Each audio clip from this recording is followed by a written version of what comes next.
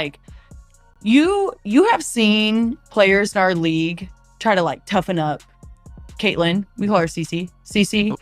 For even when I wasn't on her team, like I know the talks that Phoenix had in the locker room of like, no, we're gonna prove her, we're gonna show her what the W really is. You know what I mean? And like I get it to a certain extent, and like every rookie coming into the league, that's how you're gonna treat them. But there's just more for her. So it's her second year.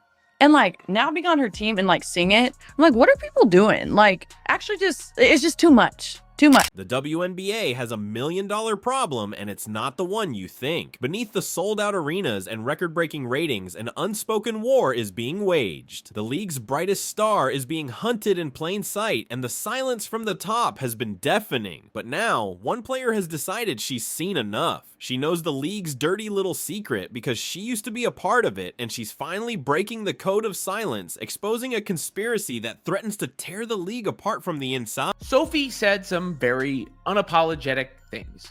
The kind of things that have made her beloved by Fever fans and continue to have her adversaries and detractors crash out. I mean, that's pretty much as simple as you can put it. I mean, the phenomenon of Sophie Cunningham is in large part due to Caitlin Clark, right? Sophie comes over, she protects Caitlin Clark in that Connecticut Sun game, throws JC Sheldon to the floor.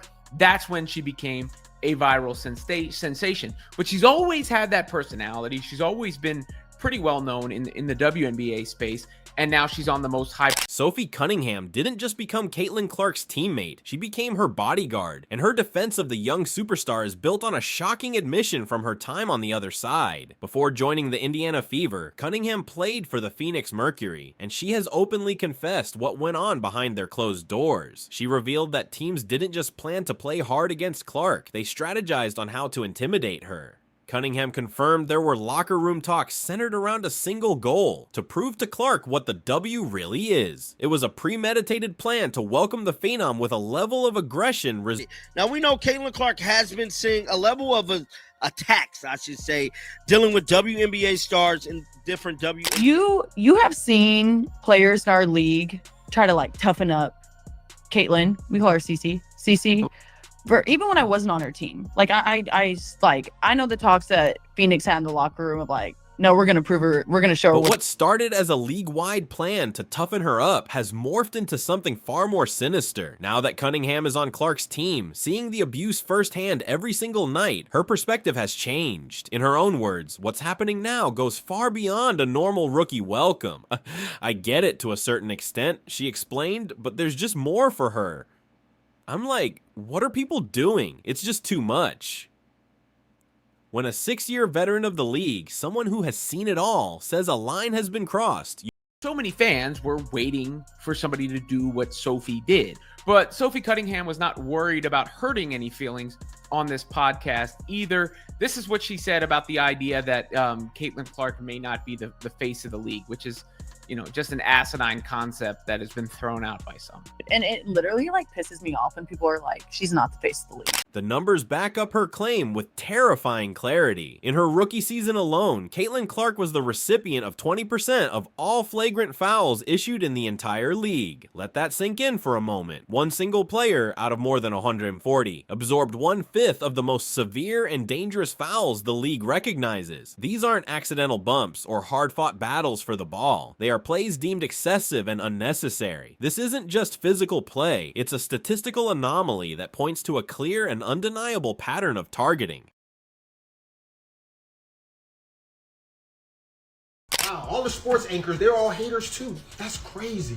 They're definitely not analysts. They don't know shit about basketball. Rick, what the fuck are you talking about? I've never seen so much hate on a new athlete since I've been living. Since my 43 years of living, I've never seen so much hate towards an athlete. He says, oh, she's not getting bullied. This is normal physicality. If you're gonna be talking shit, putting it in my face and saying, yeah, what up, then you gonna have that shit coming for you. Somebody gonna bust you in the mouth for knocking a shot down and talking shit about it. Not because she's a dirty player or not because, you know, she's trying to hurt people, just because she's running. This isn't just a statistic, it's a highlight reel of aggression that plays out in almost every game. From the Kennedy Carter blindside hit that was disgracefully called a common foul before public outrage forced an upgrade, to the Alyssa Thomas shoulder check that somehow avoided a flagrant call, the incidents keep piling up.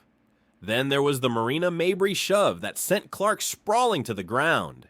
Time and time again, the league's biggest draw is subjected to attacks that seem designed to do more than just stop a play. They seem designed to send a message. And So look, what we all been witnessing right before our eyes about our precious CC, my precious CC, Caitlin Clark, for the ones who didn't know. So basically, she was saying that when they was preparing, when she was on the other team before she came to the Indiana Fever, we talking about Sophie Cunningham. She was basically saying that the Phoenix Mercury players were basically game planning and saying that they was going to assault her and give her a welcome to the WNBA. The public reaction was immediate and overwhelming. Fans who had been desperately waiting for anyone to stand up for Clark erupted in celebration. In the 48 hours following the incident, Cunningham gained nearly 600,000 followers on TikTok. Her Indiana Fever jersey completely sold out online, with fans proudly calling her the Enforcer and Clark's bodyguard. She hadn't just committed a foul, she had become the physical embodiment of the fans' frustration, and they rewarded her by turning her into a viral sensation overnight. Like, I get it to a certain extent, and like every rookie coming into the league, that's how you're going to treat them. But there's just more for her.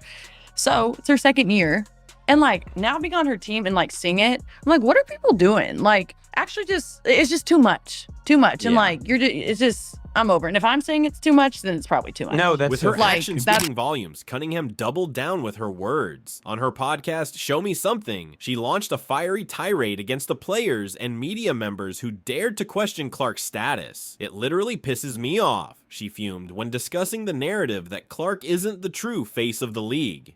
She didn't stop there. She declared that anyone who believes the WNBA would be where it is today without Clark is, in her own unfiltered words, dumb as shit. It was raw, unapologetic, and exactly what millions of fans were thinking. There's no player ever that's gotten this type of treatment coming into the league. LeBron would probably be the closest person that got this type of treatment. And that's only because he big as fuck and he used to come to the lane, and the only way you could stop him is to pull him down. But even when they used to pull his ass down, they did not try to hurt him. A lot of times they would just grab LeBron and like just stop him from falling. It wasn't malicious with this shit. And it's so sad that y'all just turning a blind eye. Y'all just like, oh, it's not bullying. She's not getting targeted. She deserves it because she talks trash. Oh my God. You know who talks 10 times more trash than Caitlin Clark? Anthony Edwards. You know who's even worse than that? Luka. But Cunningham's fight wasn't limited to the players. She boldly took on the league's entire power structure. She posted a now legendary TikTok video that openly mocked the WNBA's poor officiating. The league's response was swift and predictable. They fined her $500.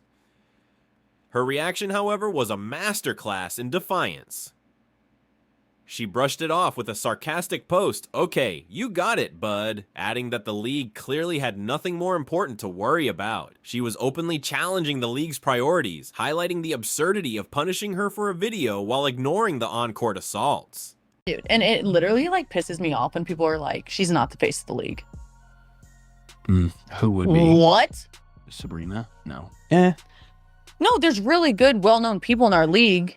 I'm not discrediting them. Like, we have a lot of badasses in our league. Yeah. Like, hell yeah to that. I'm all for that. But when people try to argue that she's not the face of our league, Yeah. or if our league would be where we're at without her, you're dumb as shit. Yeah. You're literally dumb as This pattern of disrespect from the league wasn't just directed at Clark. It extended to anyone who dared to defend her.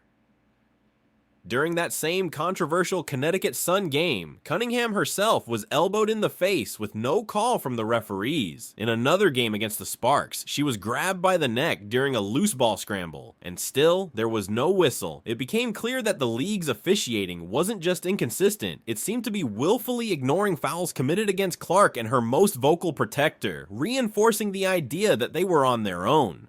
And I almost venture to say that if Sophie Cunningham wasn't who she is, and people didn't sort of know what she's about, she wouldn't have been fined. But am I shocked that an activist basketball league decided to target Sophie Cunningham? No. I'm not surprised by that. I mean, this whole league's got all of its priorities all bleeped up.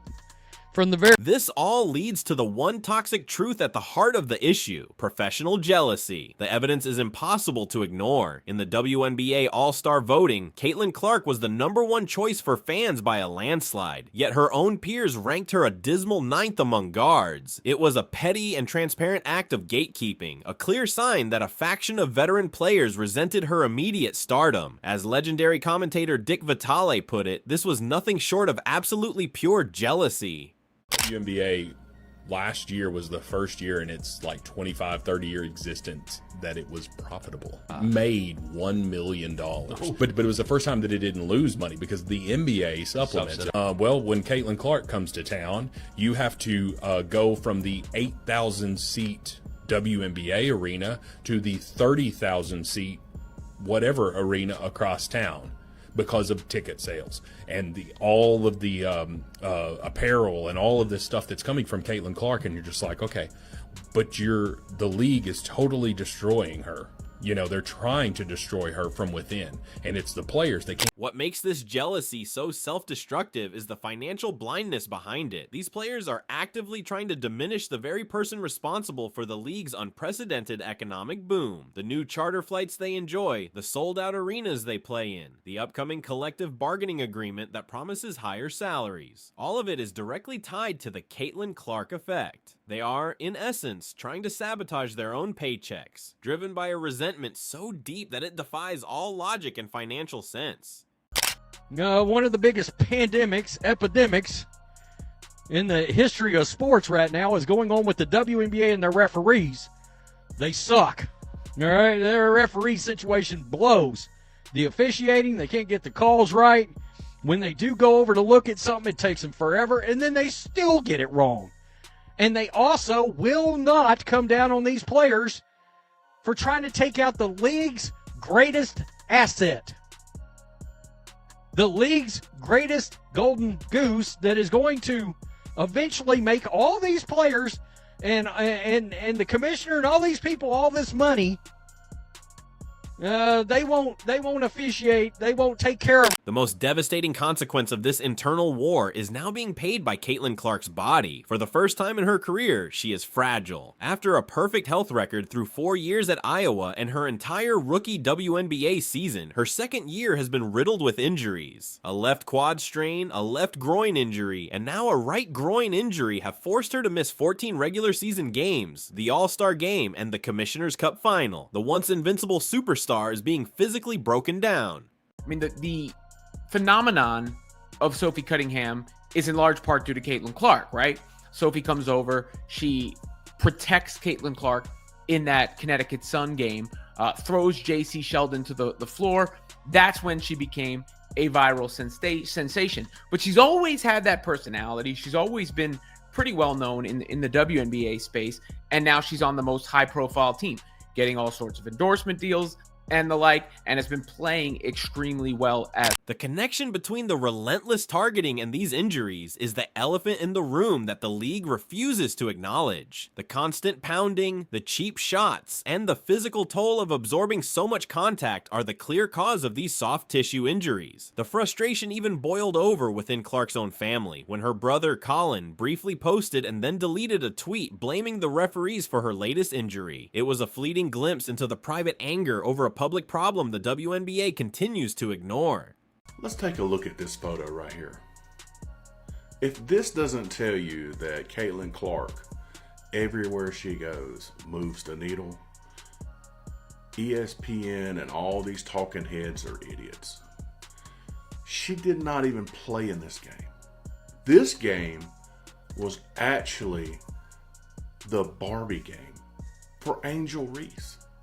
But look at the amount of people that came to this game just to see Caitlin Clark sit on the bench. The stakes couldn't be higher because Caitlin Clark is not just another player. She is an economic miracle. Her rookie card recently sold for an astonishing $660,000, more than 8 times her annual salary. During a game against the Chicago Sky where she was out with an injury, thousands of fans still showed up, packing the arena just for a chance to see her sit on the bench. She is a cultural phenomenon whose value extends far beyond the court, and every uncalled foul is a direct threat to the league's single greatest asset. Ultimately, Sophie Cunningham has forced the WNBA to confront an uncomfortable choice. They can continue to cower to the jealousy of a few vocal players and allow their most valuable asset to be dismantled by incompetent officiating and targeted attacks. Or they can finally listen to the enforcer they created and protect the future of their sport. Sophie Cunningham has done her part. She spoke up when others stayed silent. Now the fate of the league, its integrity, its growth, and its very survival hangs on a simple question: is the WNBA strong enough to save itself from itself?